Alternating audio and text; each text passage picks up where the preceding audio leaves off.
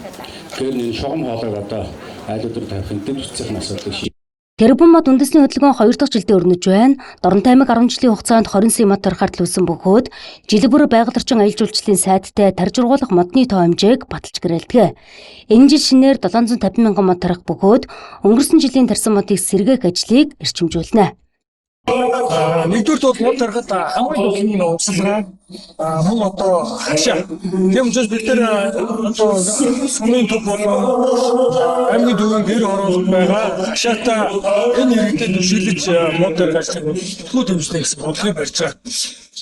Ер хүн нэгүрээ оролцож явах энэ мод тарих үйл ажиллагааг тэгээд ингэж тарьснараа бол одоо уургалт нь илүү арчилгаатай байна л гэж үзэж байгаа. Тэгээд мод яг ялгуутай адилхан шүү дээ. Эхний 3 жилдээ заавал нарийн арчилгаа шаарддаг. Тийм учраас тэр оролцоо айл иргэд тэр хашаатай төлөвлөлт явуулдаг. Нэг хоёрдугаар бол нийтийн эзэмшлийн талбайд байгууллага хамт олон аж ахуйн нэгж байгууллагуудыг тариалахыг дэмжиж байгаа. Энэ үрээр нь одоо энийг хашаалах, усан харамжтай болох асуудыг бол орон нутгийн төв захиргааны зүгээс дэмжиж ажилласан. Бодлогоор дээр нь үдэж одоо газар тариалгын компаниуд агро одоо аж ахуй хөгжүүлэх ёстой. Өөрөөр газар тариалгын халбаагаар нойруулж мод тарьж хөрсийг салхины одоо илэрлээс хамгаалах. Дээр нь одоо энэ тэрбум модны хөдөлгөөнөөр явах бүхнийг одоо зөвхөн байгуулалтын ажлуудыг бол хийж байна. Хөдөлгөөн хэрэгжээд бас 1 жил гаруй хугацаа өнгөрлөө. Энэ хугацаанд бас болж байгаа ямар одоо эерэг үр дүнгууд байна? Хамгийн чухал нь бол иргэдийн мэддэг нэмэгдсэн. Мод тарьж ургуулын хувь нэмрээ оруулъя. Энэ тарьж байгаа одоо мод нь сайхан ургаж байгаа нь өөрт нь бол юм сайхан сэтгэл ханамжтай байгаа. Өөрөөр одоо хүмүүс ярьдаг шүү дээ.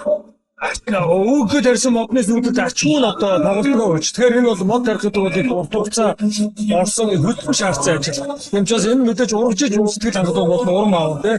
Энэ бол их эерэг үр дүнгээр өчөв. Энэ жилийн тухайд мөн адилхан 700 мянган мод тарихаар бол одоо бид бас төлөвлөсөн. За ингээд 700 мянган модныхоо бид 50% нь бол ойн сомкийн газар шилмэлт модоор ойжуулах, ойн зурс байгуулах. За мөн адилхан одоо голын татмын одоо бургасан буюу татмын ой гэж нэрлэж байгаа. Энэ татмын ойг бас нөхөн сэргээх ойжуулах ажил бас өмнө давхар хийгдэж байгаа.